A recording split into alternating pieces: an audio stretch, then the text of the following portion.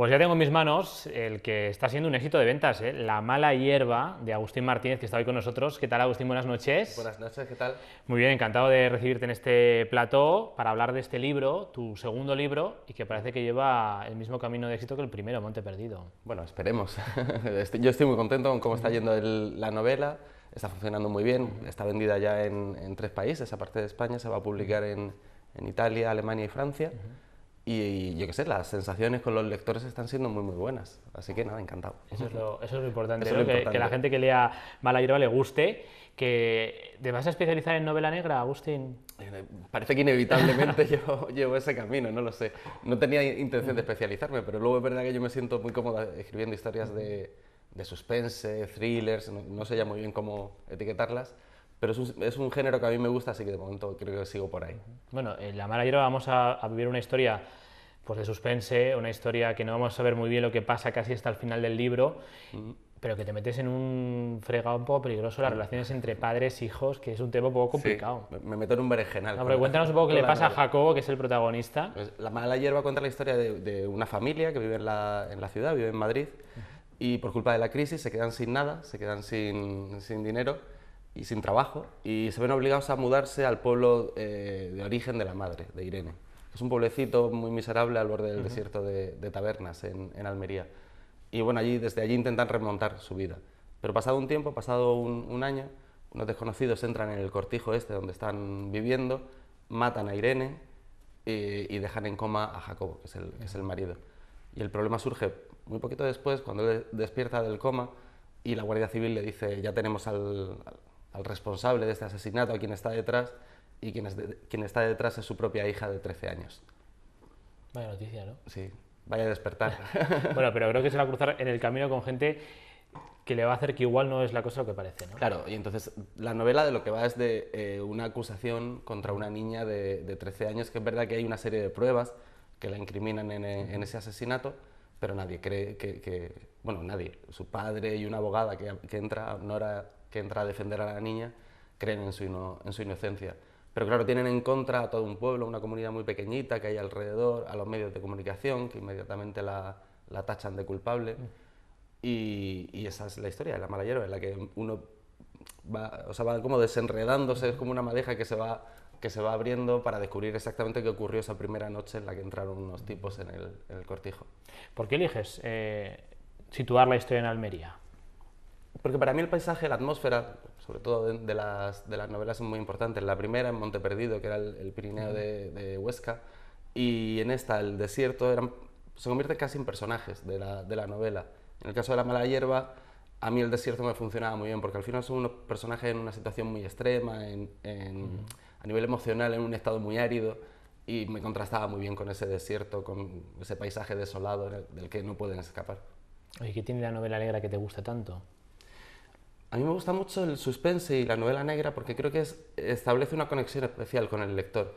Creo que en la novela de suspense el lector se ve obligado a entrar mucho dentro de la novela, porque bueno, vas leyendo, vas lanzando teorías sobre qué ha pasado, quién será, qué no será, ¿no?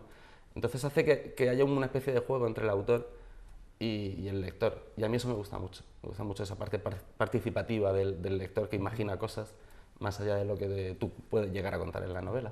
Oye, ¿cuándo tardaste en escribir este libro? Pues La mala hierba fueron 2 años.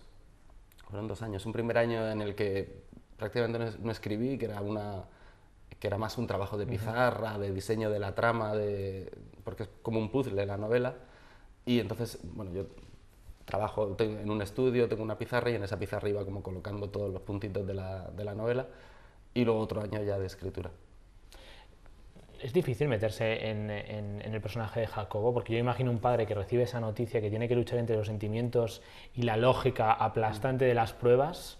No sé si en algún momento te ha comido el personaje, te has dejado llevar o te hubiera gustado que Jacobo no hubiera sufrido tanto como está sufriendo en la novela.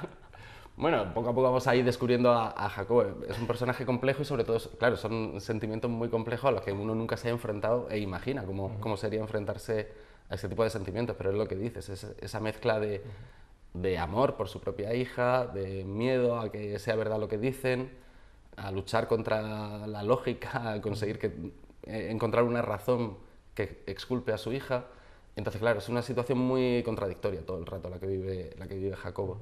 Y es complicado, pero yo creo que esa es la parte también bonita de meterte en una novela, meterte en ese tipo de conflictos que son difíciles. ¿Y por qué eliges el tema? ¿O qué te hace, o qué te llama la atención para decir voy a hacer una novela en la que la principal sospechosa de toda la trama va a ser una niña de 13 años?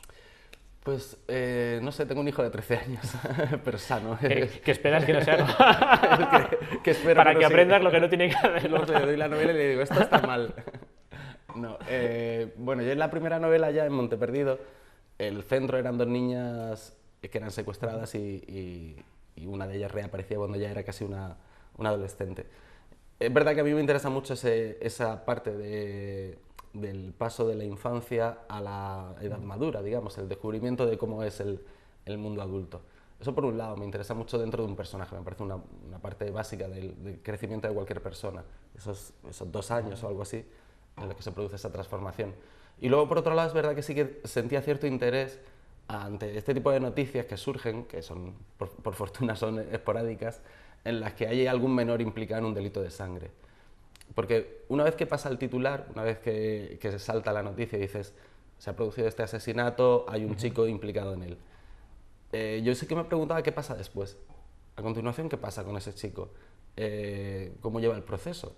¿Qué es lo que ocurre? ¿Cómo afecta al entorno una noticia así? Y eso es lo que intenté explorar con la novela. ¿Y dónde has buceado? ¿Dónde has buscado información? ¿Dónde te has inspirado? Pues, bueno, sobre todo hay un par de casos que son 2 casos reales, que sucedieron en Canadá, los 2 casos. Uno de una chica que se llama Jennifer Pan y otro que fue también muy conocido, que fue el caso de las chicas de la bañera, que son historias en las que menores o chicas muy jóvenes y tal estaban implicadas en asesinatos. Y entonces ahí sí que me metí mucho en los sumarios de los juicios, en todo eso, para explorar un poco la psicología de los personajes. De hecho, uno de los casos, una de las pruebas fundamentales, que yo juego también mucho en la novela con eso, eran unas conversaciones de WhatsApp. Y entonces tenías mogollón de material sobre todas las conversaciones de WhatsApp de estas niñas que estaban implicadas en el caso, y a mí eso me sirvió mucho. Pues esa trepidante historia la vamos a poder leer en La mala hierba, la segunda novela de Agustín Martínez, y ustedes dirán, ¿cómo se le ocurren estas cosas a Agustín? Si Agustín es guionista. Sí, vengo mal de casa. Eres guionista de series de televisión, algunas muy conocidas, que el público ha seguido durante muchos años y que han tenido finales un poco controvertidos. Yo me acuerdo de Sin tetas no hay paraíso. Bueno, el final, ¿no? sí. Los guionistas son los más odiados, muchas veces son los más odiados, ¿no? Ahí lo intentamos que no nos odiaran, porque en Sin tetas no hay paraíso se llegó a hacer 2 finales. Sí, pero elegisteis el peor Y para los pusimos fans. el malo. Elegisteis el peor para los fans. Dijimos ya que terminamos, cerramos la puerta fuerte. ¿Cómo es el proceso creativo de una serie de televisión desde el punto de vista del guionista?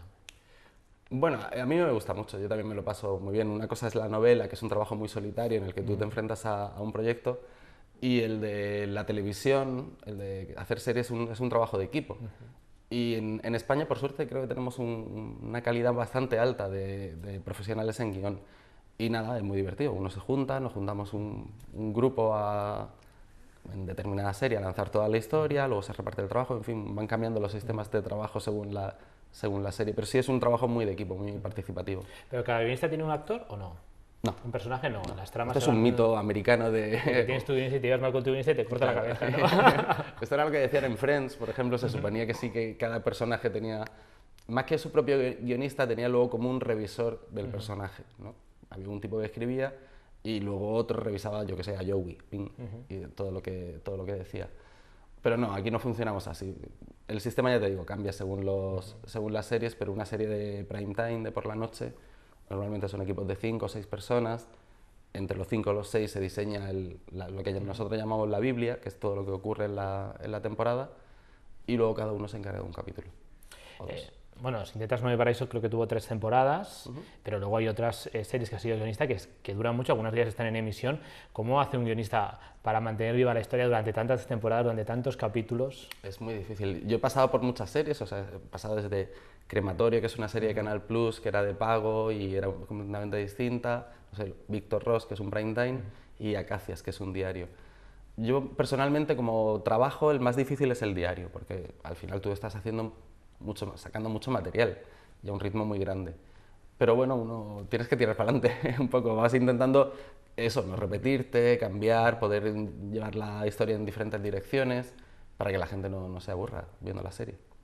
Oye, luego te han dicho en plan, oye, algo de las novelas, mételas en las series en las que has escrito, ¿no? Te han dicho, oye, habla con Agustín Martínez que ya mete aquí algo. Para esta zona, para este momento de la trama es bueno, ¿no? No, bueno, lo que sí hay por ahí, pero bueno, es todavía muy incipiente, es el proyecto de llevar Monte Perdido y La Mala Hierve. Ya veremos si a cine o a televisión, convertirlos en otra cosa. Bueno, Monte Perdido está teniendo mucho éxito en otros países. ¿Cómo es cuando uno ve su novela en otro idioma? Porque imagino que las traducciones a veces uno tiene miedo de que pierda la esencia, ¿no? El lenguaje castellano es muy rico. Bueno, yo ahí no puedo hacer nada. Cuando me dan el libro en chino o en alemán, digo, bueno, si la he perdido, mala suerte.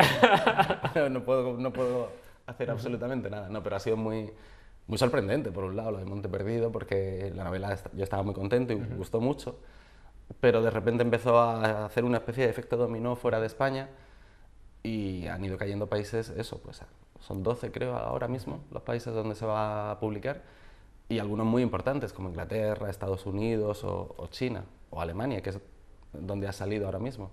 Y entonces nada, yo encantado, claro, o sea, muy contento. Bueno, La Mala Hierba creo que ya está, o se está traduciendo en alemán o le queda poco, ¿no? Está en el alemán, italiano y francés.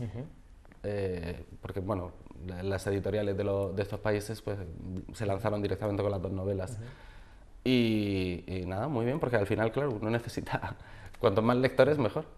Pues Agustín, ha sido un placer tenerte esta noche en el programa con esta historia con La Mala Hierba que nos va a poner a todos los pelos de punta y nos va a tener hasta la última hoja, ¿no? Porque es lo que hacéis los guionistas, hasta el último momento no estáis pendientes. Claro, es de este tipo de novelas, tiene su discurso, tiene su tema y tal, pero es de este tipo de novelas que uno la empieza y no hay manera de... Hay que leérsela hasta el final y algunos resistirán no leérsela en 2 noches porque estará gente ahí pegada que no se podrá luego meter en la cama. Gracias, Agustín, ha sido un placer. Muchas gracias a vosotros. Bueno,